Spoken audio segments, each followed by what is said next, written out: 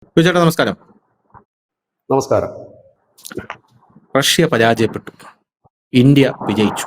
അങ്ങനെ പറയുന്നതിനെക്കാട്ടിലും Russia പരാജയപ്പെട്ടിടത്ത് India വിജയിച്ചു എന്ന് പറയുന്നതായിരിക്കും കുറച്ചുകൂടെ ബെറ്റർ. പറഞ്ഞു വരുന്നത് ഇന്ത്യയുടെ സുദർശന ചക്രത്തെക്കുറിച്ചാണ്, S-400 കുറിച്ചാണ്. ഇപ്പോ റഷ്യ പോലും ഞെട്ടിയിരിക്കുകയാണ്. കാരണം യുക്രൈൻ റഷ്യയിലേക്ക് ഡ്രോണുകൾ വിടുന്ന സമയത്ത് മോസ്കോയിൽ യുക്രൈന്റെ ഡ്രോണുകൾ വന്ന് പതിച്ചു എന്ന റിപ്പോർട്ടുകൾ നമ്മൾ ന്യൂസ് ഇന്ത്യ മലയാളം അടക്കമുള്ള മാധ്യമങ്ങൾ കൊടുത്തതാണ്. ആ മോസ്കോയിൽ യുക്രൈന്റെ ഡ്രോണുകൾ വന്ന് പതിച്ചത് റഷ്യക്ക് വലിയ നാണക്കേടുണ്ടായി. അത് പതിച്ചത് എങ്ങനെയാണ്? S-400 എന്ന് പറയുന്ന റഷ്യയുടെ ഉരുക്ക് കവചം ഭേദിച്ചാണ് അത് പതിച്ചത്. അപ്പോ S-400 റഷ്യയുടെ കയ്യിൽ നിന്ന് ഇന്ത്യ മേടിക്കുമ്പോൾ അമേരിക്ക അടക്കമുള്ളവർ വലിയ രീതിയിലുള്ള ബഹളം ഉണ്ടാക്കിയിരുന്നു. പക്ഷെ നമ്മൾ അതിനൊന്നും പുല്ലുവില കൊടുത്തില്ല എന്നുള്ളതാണ് യാഥാർത്ഥ്യം. അമേരിക്കയുടെ താഡ് സിസ്റ്റം അറിയാലോ. ഇസ്രായേലിന്റെ അയൺ ഡോം പരാജയപ്പെട്ടപ്പോൾ അമേരിക്ക ഇസ്രായേലിന് കൊടുത്ത ഒരു എയർ ഡിഫൻസ് സിസ്റ്റമാണ് താഡ് സിസ്റ്റം എന്ന് പറയുന്നത്. ഇന്ത്യ എന്തുകൊണ്ട് അത് മേടിക്കാനായി തയ്യാറാകുന്നില്ല എന്നുള്ളൊരു ചോദ്യമുണ്ട്. നമ്മളെപ്പോഴും റഷ്യയെ തന്നെയാണ് ആശ്രയിച്ചുകൊണ്ടിരിക്കുന്നത് ഈ പ്രതിരോധ രംഗത്ത് ആയുധങ്ങൾ മേടിക്കാനായിട്ട്. UPയുടെ കാലത്ത് അങ്ങനെ അല്ലായിരുന്നു. നമുക്കറിയാം, നരേന്ദ്രമോദിയുടെ കാലത്ത് 100% ആയുധങ്ങൾ നമ്മൾ ഇറക്കുമതി ചെയ്യുന്നതിൽ ഒരു 70% ആയുധങ്ങൾ നമ്മൾ റഷ്യയുടെ കയ്യിൽ നിന്നാണ്. അമേരിക്കയുടെ ആയുധങ്ങൾ വെട്ടിച്ചുരുക്കി റഷ്യയുടെ കയ്യിലുള്ള ആയുധങ്ങളാണ് നമ്മളിപ്പോൾ നിലവിൽ മേടിച്ചുകൊണ്ടിരിക്കുന്നത്. അപ്പോൾ റഷ്യയുടെ കയ്യിൽ നിന്നും ഈ S-400 മേടിച്ചപ്പോൾ ലോകരാജ്യങ്ങളടക്കം ഇപ്പോ ചോദിക്കുകയാണ് ഇന്ത്യ എങ്ങനെയാണ് ഇത് വിജയിപ്പിച്ചെടുത്തതെന്ന്. കാരണം പാകിസ്ഥാന്റെ ഒരു ഡ്രോണുകളോ ഒരു മിസൈലുകളോ പോലും ഇന്ത്യയിലേക്ക് പതിക്കാതെ ഇന്ത്യയുടെ ഉരുക്കു കൊടയായി മാറുകയായിരുന്നു S-400. ഇപ്പൊ S-500 സംയുക്തമായി നമുക്ക് നിർമ്മിക്കാമെന്ന് റഷ്യ പറഞ്ഞിട്ടുണ്ട്. മെയ്ക്ക് ഇൻ ഇന്ത്യ പദ്ധതി വഴിയാണ്, അതിലൊക്കെ മോദിയെ സംബന്ധിച്ചു കൊടുക്കണം. മെയ്ക്ക് ഇന്ത്യ പദ്ധതി വഴിയാണ് നിർമ്മിക്കുന്നത്. സാങ്കേതിക വിദ്യ തന്നാൽ മതി, നമ്മൾ അത് നിർമ്മിച്ചോളാം, നിങ്ങൾക്കും തരാം എന്ന് പറഞ്ഞിട്ടുണ്ട്. S-400 ഇന്ത്യ മേടിച്ച ആ സമയത്ത് നമുക്കറിയാം, റഷ്യ S-400 ഇവിടെ വന്ന സമയത്ത് ഈ പാകിസ്ഥാൻ കണക്ക് കൂട്ടിയത്. അങ്ങനെയാണെങ്കിൽ നമുക്കൊരു കാര്യം ചെയ്യാം, യുക്രൈൻ മോഡൽ അറ്റാക്ക് നടത്താം ഇന്ത്യയിൽ എന്ന് പറഞ്ഞിട്ടാണ് ഇവർ ആയിരക്കണക്കിന് ഡ്രോണുകൾ ഇങ്ങോട്ടേക്ക് അയച്ചത്. പക്ഷേ ആയിരക്കണക്കിന് ഡ്രോണുകളെയും ഇത് തകർത്ത് കളഞ്ഞു എന്നുള്ളതാണ്, ഒരെണ്ണം പോലും അകത്ത് പതിക്കാതെ. ഇപ്പോൾ S-400 വേണ്ട, നമ്മുടെ തദ്ദേശീയമായിട്ടുള്ള സംവിധാനം നമ്മൾ വികസിപ്പിച്ചു എന്നാണ് അറിയാനായിട്ട് സാധിക്കുന്നത്. അതേസമയം പാകിസ്ഥാൻ ചൈനയിൽ നിന്ന് എയർ ഡിഫൻസ് സിസ്റ്റം മേടിച്ചപ്പോൾ വിജയേട്ടൻ ഓർമ്മ ഉണ്ടായിരിക്കും, 2002 നമ്മുടെ ഒരു ബ്രഹ്മോസ് മിസൈല് നമ്മുടെ സൈനികരുടെ കയ്യിൽ നിന്ന് അറിയാതെ ഫയർ ചെയ്തു പോവുകയാണ്. അത് പാകിസ്ഥാനിലേക്ക് കടക്കുന്നു. പാകിസ്ഥാന്റെ ആ ഒരു അന്തരീക്ഷത്തിൽ 3.5 മിനിറ്റ് അവിടെ കിടന്ന് കളിക്കുന്നു. അതിനുശേഷം പാകിസ്ഥാന്റെ ഒരു ഭിത്തിയിൽ ഇടിച്ചത് തകർന്നു വീഴുകയാണ്, താഴെ തകർന്നു വീഴുകയാണ്. നമ്മൾ ആ ഉദ്യോഗസ്ഥനെ സസ്പെൻഡ് ചെയ്തു, അത് വേറെ കാര്യം. പക്ഷെ ഇന്ത്യ പറഞ്ഞത് നമുക്ക് അറിയില്ല, നമ്മൾ അറിയാതെ പോയതാണ്. ഇപ്പൊ നമ്മൾ കിരാണ കുന്നുകളിൽ അടിച്ചിട്ടുണ്ടോ എന്ന് പറയുമ്പോൾ നമ്മുടെ AK ഭാരതി പറയുന്നത് അവിടെ അങ്ങനെ ഒരു സംഭവം ഉണ്ടായിരുന്നല്ലോ, നമ്മൾ അറിഞ്ഞില്ല കേട്ടോ എന്ന് പറയുന്നത് പോലെ നമ്മൾ അറിഞ്ഞില്ല എന്നാണ് പറയുന്നത്. അപ്പോൾ അങ്ങനെ അറിഞ്ഞില്ല എന്ന് ഇന്ത്യ പറയുമ്പോഴും ഒരു കാര്യമുണ്ട്. അതായത് ഒന്നാമത് നമ്മുടെ ബ്രഹ്മോസ് മിസൈൽ നമുക്ക് പരീക്ഷിക്കണം. രണ്ടാമത്തെ കാര്യം, ഇത് അങ്ങോട്ടേക്ക് അടിക്കുന്നതിന് 1 മാസം മുമ്പാണ് ചൈന അവരുടെ ഈ കളിപ്പാട്ടം പാകിസ്ഥാന് കൊടുത്ത ഒരു എയർ ഡിഫൻസ് സിസ്റ്റം കൊടുത്തത്. അപ്പൊ അതും നമുക്കൊന്ന് പരീക്ഷിക്കണമായിരുന്നു എന്നാണ് പറയുന്നത്. അപ്പൊ എന്റെ ചോദ്യം, എങ്ങനെയാണ് നമ്മൾ റഷ്യ പരാജയപ്പെട്ട സ്ഥലത്ത് വിജയിച്ചത് എന്നുള്ളതാണ്. ഈ എയർ ഡിഫൻസ് സിസ്റ്റം ലോകത്തിലെ ഏറ്റവും നല്ലതെന്ന് പറയുന്നത് ഒന്ന് താടാണ്. അയൺ ഡോം ആയിരുന്നു ആദ്യം, പക്ഷെ അത് പരാജയപ്പെട്ട് കഴിഞ്ഞപ്പോഴത്തേക്കും പിന്നെ വന്നത് താടായിരുന്നു. പിന്നെ S-400 ആണ്. ഈ S-400ന്റെ പേരിൽ ഏറ്റവും കൂടുതൽ പഴികേക്കേണ്ടി വന്നൊരു പ്രധാനമന്ത്രിയാണ് നരേന്ദ്രമോദി. ഇത് വാങ്ങിക്കഴിഞ്ഞപ്പോഴത്തേനും നമ്മുടെ ഇവിടുത്തെ പ്രതിപക്ഷമൊക്കെ പറഞ്ഞു ഈ റഷ്യ തൂക്കി വെക്കാൻ വെച്ചിരുന്ന ഇരുമ്പെല്ലാം കൂടെ മേടിച്ചോണ്ട് വരുന്ന ഇന്ത്യ പൈസയൊക്കെ ഭയങ്കരമായിട്ട് കൊടുത്തിട്ട് എന്നൊക്കെ ഒന്ന് വിമർശിച്ച പുള്ളി അത് കേൾക്കാനൊന്നും പോയില്ല. 2018 നമ്മൾ വാങ്ങുന്നത്. 2007 മുതൽ ഇത് ഓൾറെഡി ഉണ്ട് ഈ സാധനം. പക്ഷേ നമ്മൾ 2018 വാങ്ങുന്നത്. നമ്മൾ തദ്ദേശീയമായി തന്നെ അത് കുറച്ചുകൂടെ ഡെവലപ്പ് ചെയ്തെടുക്കുകയായിരുന്നു. ഇവിടെ സംഭവിച്ചതെന്ന് പറഞ്ഞു കഴിഞ്ഞാൽ ഈ റഷ്യയുടെ ഈ യുക്രൈൻ വാറിൽ ഈ S-400 പരാജയപ്പെട്ടു പോയി എന്നാണ് വിദേശ മാധ്യമങ്ങളൊക്കെ പറയുന്നത്. അത് ഏറെക്കുറെ ശരിയുമാണ്. കാരണം എന്താണെന്ന് വെച്ച് കഴിഞ്ഞാൽ ഈ റഷ്യ ഈ S-400 മാത്രം ആശ്രയിച്ചുകൊണ്ടാണ് അത് അവരുടെ ഈ വ്യോമ പ്രതിരോധം അവർ ഫോക്കസ് ചെയ്തത്. ഇന്ത്യ അങ്ങനെ ആയിരുന്നില്ല. അവിടെയാണ് ഇന്ത്യ ജയിച്ചതും റഷ്യയുടെ ഈ റഷ്യയിലുള്ള S-400 പരാജയപ്പെടുന്ന കാരണം. അതായത് അവർ ആ S-400 മാത്രമേ അവർക്ക് അതിനു വേണ്ടിയിട്ട് അവർ ഉപയോഗിച്ചിട്ടുള്ളൂ. അതായത് അപ്പോഴാണ് ഈ ഉക്രൈൻ ചെയ്തത് വളരെ കൂടുതൽ ഡ്രോണുകൾ അയക്കുക. അപ്പം ഈ ഒരു പരിധി കൂടുതൽ S-400 തടയാൻ കഴിയില്ല. അപ്പൊ അതിനെ അയക്കുക. ഈ S-400 ക്ഷീണിക്കുമ്പോഴത്തേക്ക് ബാക്കിയുള്ള ഡ്രോണുകൾ കൃത്യമായി തന്നെ മോസ്കോയിലും മറ്റുള്ളതും ആക്രമണം നടത്തുകയും ചെയ്യും. അത് തന്നെയാണ് ആ മെത്തേഡാണ് അവർ ഇന്ത്യ. പക്ഷേ അവർക്കൊരു ചെറിയ പാളിച്ച പറ്റി ഈ പാകിസ്ഥാൻകാർ. കാരണം ഇവിടെ നമ്മൾ S-400 നമ്മുടെ ഈ സെക്യൂരിറ്റി ലെയറിന്റെ, അതായത് വ്യോമ പ്രതിരോധ സംവിധാനത്തിന്റെ ഒരു ഭാഗം മാത്രമാണ്. 7ഓളം ലെയറുകൾ എന്നാണ് നമുക്കിപ്പോൾ അറിയാൻ കഴിയുന്നത്. ഈ സൈനികരും മറ്റൊക്കെ പറഞ്ഞ 7ഓളം ലെയറുകൾ തകർത്താൽ മാത്രമേ ഇന്ത്യയിലേക്ക് ഇത് വീഴൂ. അത് S-400 മാത്രമല്ല, S-400നെ നിർത്തിക്കൊണ്ട് തന്നെ നമ്മുടെ തന്നെ തദ്ദേശമായി വികസിപ്പിച്ചെടുത്ത നമ്മളുടെ ഈ ആന്റി എയർ ഡിഫൻസ് സിസ്റ്റം ഉണ്ട്. അത് ആ നമ്മളുടെ തദ്ദേശീയമായി നമ്മൾ വികസിപ്പിച്ചെടുത്തതാണ് നമുക്ക് കൂടുതൽ മൈലേജ് കിട്ടിയത്. അതായത് ഒരു സൈഡിൽ അയൺ ഡോം കണക്കൊരെണ്ണം നിൽക്കും, ഈ S-400 കണക്കൊരെണ്ണം നിൽക്കുന്നു. ഇതിനോട് ചുറ്റിപ്പറ്റി ഈ രാജ്യത്ത് മുഴുവൻ തദ്ദേശീയമായി വികസിപ്പിച്ചെടുത്ത എയർ ഡിഫൻസ് സിസ്റ്റം. ഇതിനെക്കുറിച്ച് പാകിസ്ഥാൻകാർക്ക് ഒരു പിടുത്തവും ഉണ്ടായിരുന്നില്ല എന്നുള്ളതാണ് യാഥാർത്ഥ്യം. അത് മാത്രമല്ല, നമ്മൾ ഉപയോഗിച്ച വെപ്പൺസ് ആണെങ്കിലും നമ്മൾ തദ്ദേശീയമായി വികസിപ്പിച്ചെടുത്ത ആയുധങ്ങളായിരുന്നു. ഇതും പാകിസ്ഥാൻ ഒരു വലിയ തിരിച്ചടി. കാരണം ഇത് നമ്മുടെ കാൽക്കുലേഷൻ അപ്പുറത്താണ്. ഇപ്പം S-400 വാങ്ങുമ്പോൾ എനിക്കും ധനുഷിനും നമ്മുടെ പ്രേക്ഷകർക്കും എല്ലാം അതിന്റെ ഡീറ്റെയിൽസ് അറിയാം. കാരണം ഗൂഗിളിൽ കയറി സെർച്ച് ചെയ്ത് കഴിഞ്ഞാൽ എന്തൊക്കെയാണെന്നുള്ള ഏകദേശം കിട്ടും. പക്ഷെ നമ്മുടെ ഇന്ത്യ വികസിപ്പിച്ചെടുത്ത് നമ്മളത് പുറത്ത് പറയാത്ത ഒരു ആയുധമാണെങ്കിൽ അതിനെക്കുറിച്ച് ആർക്കും വലിയ പിടുത്തം കിട്ടുന്നില്ല. പിന്നെ നമുക്ക് പറയാം അഗ്നി അങ്ങനെയാണ്, പൃഥ്വി ഇങ്ങനെയാണ്, അതുപോലെ തന്നെ നമ്മുടെ പിന്നെന്താ മിസൈലുള്ളത് ബ്രഹ്മോസ് ഇങ്ങനെയാണെന്നൊക്കെ നമുക്ക് പറയാൻ കഴിയും എന്നത് കവിഞ്ഞിട്ട് വേറെ കാര്യങ്ങൾ. ഇതാണ് അവർക്ക് പറ്റിപ്പോയ ഒരു പാളിച്ച. അപ്പോൾ റഷ്യ ശ്രമിച്ചത് അവര് അതിനെ മാത്രം ഫോക്കസ് ചെയ്യും. പക്ഷെ അവരും ഇതേപോലെ തന്നെ അവരുടെ മറ്റ് വ്യോമ പ്രതിരോധ സംവിധാനങ്ങൾ കൂടി കൂട്ടിയോജിപ്പിച്ചിരുന്നെങ്കിൽ. പക്ഷെ അതിന് റഷ്യക്ക് കുറെ പരിമിതികളുണ്ട്. ഒന്ന്, റഷ്യയില് സൈനികരുടെ ഒരു എണ്ണം കുറവായിരുന്നു എന്നുള്ളതാണ്. കാരണം അവര് ഈ റഷ്യ ഉക്രൈൻ വാറിൽ അവർ കൂടുതൽ സൈനികരെ അവർ ഇറക്കുന്നില്ല എന്നുള്ളതാണ് യാഥാർത്ഥ്യം. അവരതിന് പകരം ചെയ്യുന്ന പണി എന്ന് വെച്ചാൽ മറ്റേ ഉത്തര കൊറിയയിൽ നിന്നും മറ്റുമൊക്കെ അവരുടെ സൈനികരെ വിളിച്ചിട്ട് വന്നിട്ടാണ് യുദ്ധത്തിൽ പങ്കെടുപ്പിക്കുന്നത്. നമുക്കറിയാം മലയാളികളെ 2-3 പേരൊക്കെ റഷ്യൻ സൈന്യത്തിൽ ചേരാനൊക്കെ പോയി. അപ്പോൾ ഒരു കൂലിപ്പട്ടാളക്കാരെ ഉപയോഗിച്ചിട്ടാണ് അവർ ചെയ്യുന്നത്. കാരണം അവരുടെ ഒറിജിനൽ സൈന്യത്തിന്റെ ഒരു ചെറിയ ഭാഗം മാത്രമേ അതിൽ പങ്കെടുക്കുന്നുള്ളൂ. പക്ഷെ ഇപ്പൊ അവര് സ്വീഡനെതിരായിട്ടൊക്കെ ഒരു പടനീക്കം നയിക്കുന്നുണ്ട്. പക്ഷെ അതിനകത്ത് 6 ലക്ഷം റഷ്യൻ സൈനികരാണ് വിന്യസിച്ചിരിക്കുന്നത്. അപ്പം ആ ഒരു രീതിയിലൊക്കെയാണ് പോയത്. പക്ഷെ ഇന്ത്യയുടെ അങ്ങനെ ആയിരുന്നില്ല. ഒരു അഡാർ എയർ ഡിഫൻസ് സിസ്റ്റം ആയിരുന്നു എന്ന് പറയേണ്ടി വരും. ഇത് ഒരു കാര്യം. അത് മാത്രവുമല്ല, ഇന്ത്യ ഈ നമുക്കിപ്പോ ചൈനയ്ക്ക് എവിടെ പരാജയപ്പെട്ടതെന്ന് ചോദിച്ചിട്ട് ചൈന വലിയ കാര്യങ്ങളൊക്കെ ഉണ്ടാക്കുന്നു എന്നുള്ളത് നമ്മൾ ഈ പത്രങ്ങളിലൂടെയും ചാനലിലൂടെയും അറിയുന്നു മാത്രമേ ഉള്ളൂ. അത് ഇതുവരെ പരീക്ഷിക്കപ്പെട്ടിട്ടില്ല ലോകത്തെങ്ങും. കാരണം ചൈന ഇന്ന് വരെ ആരോടും യുദ്ധത്തിന് പോയിട്ടില്ല. അവരിങ്ങനെ പേടിപ്പിക്കും, ഞങ്ങളുടെ കയ്യിൽ അതുണ്ട് ഇതുണ്ടെന്നൊക്കെ പറയും. ഇപ്പൊ ആൾക്കാർ പതുക്കെ പല രാജ്യങ്ങളും പറഞ്ഞു തുടങ്ങി ഈ ചൈന ഈ ഉണ്ടയില വെടിയാണോ വെക്കുന്നതെന്നൊരു സംശയം എല്ലാവർക്കും വന്നു തുടങ്ങിയിട്ടുണ്ട്. കാരണം അവരുടെ കയ്യിൽ പല ആയുധങ്ങളുണ്ടെന്ന് പറയുന്നു. ചൈനയുടെ വെപ്പൺസ് ആദ്യമായിട്ട് ഒരു അറ്റാക്കിന് യൂസ് ചെയ്യുന്നത് ഇപ്പോൾ ഇന്ത്യ പാകിസ്ഥാൻ സംഘർഷം നടന്നപ്പോഴാണ്. അവിടെയാണ് ചൈനയുടെ ആയുധത്തിന്റെ ആ ഒരു ക്വാളിറ്റി എന്താണെന്നുള്ള ലോകത്തിന് മനസ്സിലാകുന്നത്. ഒന്ന്, അവരുടെ എയർ ഡിഫൻസ് സിസ്റ്റം ജാം ആക്കിയിട്ടാണ് നമ്മൾ ആക്രമണം തുടങ്ങിയതെന്നാണ് കേൾക്കുന്നത്. അങ്ങനെയെങ്കിൽ ഭയങ്കരമായിട്ടൊരു നാണക്കേടാത്. കാരണം അത് തകർക്കുന്നത് പോലെയല്ല അതിനെ ഫ്രീസ് ചെയ്യുക എന്ന് പറഞ്ഞത്. അതായത് ഈ ഉപകരണം അവിടെ ഇരിക്കും, അതിന്റെ മുകളിൽ കൂടെ പോയി പണി നടത്തും. അതാണ് അവിടെ സംഭവിച്ചതെന്നാണ് ഈ ടോം കൂപ്പർ അടക്കമുള്ളവർ പറയുന്നത്. അതായത് ഇന്ത്യ ചെയ്തത് ചൈനീസിന്റെ എയർ ഡിഫൻസ് സിസ്റ്റത്തെ ജാമാക്കിക്കൊണ്ട് അതിന്റെ സിഗ്നൽസുകൾ ജാമാക്കി. അങ്ങനെയാണെങ്കിൽ അതൊരു വമ്പൻ പരാജയമാണ് ചൈനയെ സംബന്ധിച്ച്. കാരണം അത് തകർക്കുകയാണെങ്കിൽ അത് തകർന്നു എന്നെങ്കിലും പറയാറുണ്ട്. പക്ഷെ ഇത് അങ്ങനെയല്ല, ഇത് ഓൾറെഡി അത് പ്രവർത്തിപ്പിച്ചു. അതാണ് ഫസ്റ്റ് അറ്റാക്ക്. അതായത് നമ്മൾ 9 ഇടങ്ങളിൽ അവരെ തകർക്കുമ്പോൾ നമ്മൾ ചെയ്ത ടെക്നിക്ക് ഇതായിരുന്നു. അവരുടെ ജാമർ വെച്ചിട്ട് ഇതിനെ ജാം ചെയ്യുക. അത് വലിയൊരു ഇതാണ്. അത് ചെയ്യുക എന്ന് പറഞ്ഞാൽ അത് ഫെയിലർ ആണ് ആ സാധനം. രണ്ടാമത്തെ കാര്യം എന്ന് വെച്ചാൽ അവരുടെ ഈ വിമാനങ്ങളുമാകട്ടെ അവരുടെ മിസൈലുകളാകട്ടെ ഇതൊന്നും വേണ്ട രീതിയിൽ പ്രവർത്തിച്ചില്ല. ഇത് ചൈനയെ സംബന്ധിച്ച് വലിയ നാണക്കേടാണ് ഉണ്ടാക്കുന്നത്. കാരണം അവരെ അത് കുറ്റം പറയാനും പറ്റില്ല ചൈനയെ. കാരണം അവരുടെ രാജ്യത്ത് അതൊക്കെ പരീക്ഷണം നടത്തുന്നുണ്ട് എന്നുള്ളത് കവിഞ്ഞ് ഇവർ വേറൊരു രാജ്യത്തേക്ക് ഉപയോഗിച്ചിട്ടില്ല. ഇന്ത്യയെ സംബന്ധിച്ച് ഇന്ത്യയും പാകിസ്ഥാനുമായിട്ട് അനവധി തവണ യുദ്ധം നടന്നിട്ടുണ്ട്, വലിയ രീതിയിലുള്ള ഏറ്റുമുട്ടൽ നടന്നിട്ടുണ്ട്, നമ്മൾ സർജിക്കൽ സ്ട്രൈക്ക് നടന്നിട്ടുണ്ട്. ഇങ്ങനെയൊക്കെ നമ്മൾ ചെയ്ത് നമുക്ക് നല്ല എക്സ്പീരിയൻസ് ആണ്.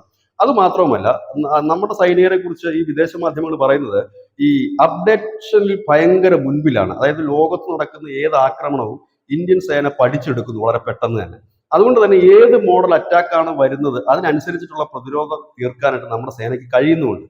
അത് വെച്ച് നോക്കുമ്പോൾ മറ്റ് രാജ്യങ്ങൾ വളരെ പിന്നിലാണെന്നാണ് അവർ പറയുന്നത്. ഈ പുതിയ ഇപ്പൊ നമ്മൾ കണ്ടതാണ്. ഇപ്പൊ ഈ ഉക്രൈൻ റഷ്യക്കെതിരെ ഉപയോഗിച്ച അതേ യുദ്ധതന്ത്രം തന്നെയാണ് ഹമാസ് ഇസ്രായേലിനെതിരെ നടത്തുന്നത്. കൂട്ടമായിട്ട് ബലൂൺ പറത്തിവിടുക, ആ ബലൂണിന്റെ താഴെ സ്ഫോടക വസ്തുക്കൾ വെച്ചിട്ട് ഹൈഡ്രജൻ ബലൂൺ പറത്തിവിടുക, ഒപ്പം തന്നെ ഡ്രോണുകൾ കൂട്ടമായി പറത്തിവിടുക. അതൊക്കെ കൂടുതലും ഈ വടക്കൻ ഇസ്രായേലിലേക്കാണ് അവർ പറത്തിവിടുന്നത്. അവിടെ ഈ ഗോതമ്പ് പാടങ്ങളൊക്കെ ഉണ്ട്. ഇസ്രായേലിന്റെ കാർഷിക ഇടങ്ങളാണ് അതൊക്കെ കത്തിച്ചാമ്പലാക്കുക. കാരണം ഈ ഗോതമ്പ് വിളയുന്ന സമയത്താണ് ഇവർ ഈ പരിപാടികളൊക്കെ ചെയ്യുന്നത്.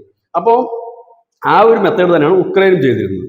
അപ്പൊ ഇതെല്ലാം ഇന്ത്യ മനസ്സിലാക്കിയിരുന്നത് കൊണ്ടാണ് ആ ഒരു മോഡൽ അറ്റാക്ക് വന്നപ്പോൾ ഈ മോഡലാണ് ഇപ്പൊ തീർത്തേക്കാം എന്ന് പറഞ്ഞ് നമ്മൾ തീർത്തു കൊടുക്കുന്നത്. അപ്പം അതാണ് നമ്മുടെ ഇന്ത്യയുടെ വലിയൊരു വിജയം. അത് മാത്രവുമല്ല, നമ്മളുടെ ഈ ആയുധങ്ങൾ ഇപ്പോൾ നമ്മൾ അറിയാൻ കഴിഞ്ഞത് നമ്മുടെ ബ്രഹ്മോസിന് മാത്രം ഇന്നലെ 18 രാജ്യങ്ങളാണ് പുതിയതായിട്ട് ആവശ്യക്കാർ വന്നത്. സിംഗപ്പൂരുണ്ട്, തായ്വാനുണ്ട്, അതുപോലെ തന്നെ ഈ പറയുന്ന ഇന്തോനേഷ്യ ഉണ്ട്. അങ്ങനെ കുറെ രാജ്യങ്ങൾ ഇപ്പോൾ തായ്വാൻ നമുക്ക് തായ്വാന് വേണ്ടി ധനുഷ് നേരത്തെ പറഞ്ഞ കാര്യം, ഈ തായ്വാനുമായിട്ട് നമ്മൾ ഈ ബ്രഹ്മോസിന്റെ ഒരു കരാർ ഒപ്പിട്ടിരുന്നു. അതിനുശേഷമാണ് ഈ പാകിസ്ഥാനിലേക്ക് ഒരു ബ്രഹ്മോസ് പോയത്. പക്ഷെ ആ ബ്രഹ്മോസ് എന്ന് പറയുമ്പോൾ അത് ഈ നശീകരണ ശേഷിയുള്ള സ്ഫോടക വസ്തുക്കളൊന്നും ഇല്ലായിരുന്നു അതിൽ. ഒരു മിസൈൽ, അതിന്റെ റേഞ്ച് അറിയുക എന്നുള്ളതേ ഉള്ളായിരുന്നു. അത് മറ്റേ ഈ എന്താണ് അതിലെന്താണ് ഫോർമുല ഘടിപ്പിക്കുന്നത് അതനുസരിച്ചാണ് അതിന്റെ അറ്റാക്കിംഗ് പവർ. അങ്ങനെയൊന്നുമില്ല. ഒരു നിരപരാധിയായ ബ്രഹ്മോസ് എന്ന് വേണമെങ്കിൽ പറയാം, ഒന്നും അതിനകത്തില്ല. അത് അടിക്കുന്നു, അടിച്ചിട്ട് അത് അവരുടെ ഒരു മതിൽ ചെന്ന് ഇടിച്ച് നിൽക്കുകയാണ് കൃത്യമായ ഒരു പോയിന്റിലേക്ക്. അതിനെക്കുറിച്ച് പിന്നീട് വന്ന വാർത്തകൾ എന്ന് പറഞ്ഞാൽ അതിനൊരു എയർഫോഴ്സ് ഉദ്യോഗസ്ഥരെ സസ്പെൻഡ് ചെയ്യുകയുണ്ടായി. പിന്നീട് അതിനെക്കുറിച്ചൊന്നും കേട്ടില്ല. അത് നമ്മുടെ ഒരു ടെക്നിക്കൽ എറർ ആണെന്നാണ് നമ്മൾ പാകിസ്ഥാനെ അറിയിച്ചത്. പക്ഷെ എന്തോരം അവരത് വേറെ അപകടങ്ങളൊന്നും വന്നില്ല, ആർക്കും മരിക്കുകയോ പിന്നെ അവരുടെ മാധ്യമങ്ങൾ, പാകിസ്ഥാൻ മാധ്യമങ്ങളൊക്കെ ഒരാൾ മരിച്ചു എന്നൊക്കെ പറയാം. അത് വെറുതെ ആയിരിക്കും, പൈസ എന്തെങ്കിലും കിട്ടുമോ എന്ന് അറിയാൻ വേണ്ടിയിട്ട് പല പരിപാടി ആയിരിക്കും, കാരണം അന്താരാഷ്ട്ര ഇതിലൊക്കെ സമീപിക്കാൻ വേണ്ടി. പക്ഷെ അങ്ങനൊന്നും ഇല്ലായിരുന്നു. അത് പറയുന്നത് ഈ തായ്വാൻ അടക്കമുള്ള രാജ്യങ്ങൾ ഈ ബ്രഹ്മോസിനെ കുറിച്ച് ആവശ്യപ്പെട്ടപ്പോൾ അപ്പൊ അതിന് അവർക്കൊരു ഇതുണ്ടല്ലോ, നമ്മൾ സാമ്പിൾ കാണിച്ചു കൊടുക്കില്ലേ, നമുക്ക് ഇത്രയും റേഞ്ച് ഉണ്ട്, കൃത്യത ഉണ്ടെന്നുള്ളത്. ആ സാമ്പിൾ സാധനത്തിന് വേണ്ടിയിട്ടാണ് അത് ചെയ്തതെന്നാണ് പറയുന്നത്. മറ്റു രാജ്യങ്ങൾക്ക് കാണിച്ചു കൊടുക്കാൻ വേണ്ടിയിട്ട് ഞങ്ങൾ ഇത്ര റേഞ്ചിൽ കൃത്യതയോടെ പോയി ആക്രമിക്കും എന്ന് കാണിക്കാൻ വേണ്ടി ഒരു ടെസ്റ്റ് ഡോസ് ആയിരുന്നു എന്നാണ് ഒരു വിഭാഗം ആളുകൾ പറയുന്നത്.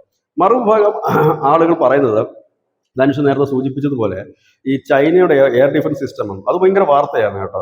എനിക്ക് തോന്നുന്നത് 2021-22 തോന്നുന്നു. ഇത് വരുമ്പോൾ ഭയങ്കരമായിട്ട് പാക് മാധ്യമങ്ങളൊക്കെ വലിയ തലക്കെട്ടോട് കൂടി ഇങ്ങനെ ആനയിച്ചുകൊണ്ടാണ് ഈ സാധനത്തെ കൊണ്ടിരുന്നത്. ഇത് ഭയങ്കര വാർത്തയാണ്. ഒരു പുതിയ എയർ ഡിഫൻസ് സിസ്റ്റം വെച്ചിരിക്കുന്നു, ഇന്ത്യയുടെ പണി തീർന്നു, മറ്റേതാണ് മറിച്ചാണ്. പാകിസ്ഥാനികൾക്ക് പിന്നെ ചെറിയ കാര്യം മതി, അപ്പോൾ അവർ ഭയങ്കരമായിട്ട് അത് ആഘോഷിക്കുന്നുണ്ട്. അങ്ങനെ ആഘോഷിച്ചൊക്കെ ആ സാധനമാണ് അടിച്ചു പോയിരിക്കുന്നത്. അതിനകത്ത് ആദ്യം അത് ജാം ചെയ്യുകയും പിന്നെ അടിക്കുകയും കൂടെ ആയിരുന്നു സാധനം. അപ്പൊ അതിനുശേഷമാണ് അത് വെച്ചതിന്റെ ഒരു മാസത്തിന് അടുത്തോ ഒരു മാസം കഴിഞ്ഞപ്പോഴാണ് ഇന്ത്യ ഇതുപോലെ ബ്രഹ്മോസ് പാകിസ്ഥാനിലേക്ക് വിടുന്നത്. അപ്പം ഇങ്ങനെ കുറെ, അപ്പം ഇന്ത്യയെ സംബന്ധിച്ച് പറഞ്ഞു കഴിഞ്ഞാൽ ഈ ആയുധങ്ങൾ നമ്മൾ കൃത്യമായി നമുക്ക് എക്സ്പീരിയൻസിലുണ്ട്, പിന്നെ നമുക്ക് ഒരുപാട് അപ്ഡേഷൻ നടത്തുന്ന ഒരു സേനയാണെന്നാണ് അന്താരാഷ്ട്ര ഈ യുദ്ധമൊക്കെ വിശകലനം ചെയ്യുന്ന വിദഗ്ധർ പറയുന്നത്.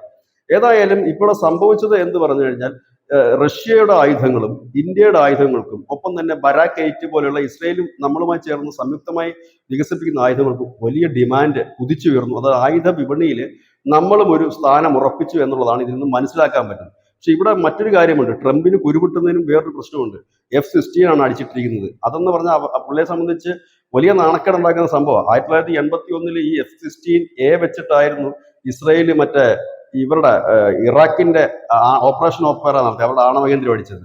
അപ്പൊ അത്രയും നല്ലൊരു സാധനത്തിന്റെ പേരും പെരുമയൊക്കെ അതോടുകൂടി ചീറ്റിപ്പോയി F-16 എന്ന് പറഞ്ഞു. അതുപോലെ തന്നെ CJ-17 എന്ന് പറയുന്ന ചൈനയുടെയും ഒക്കെ വിമാനങ്ങളുടെയും ഒക്കെ ഒരു ഗതി അധോഗതിയായിപ്പോയി.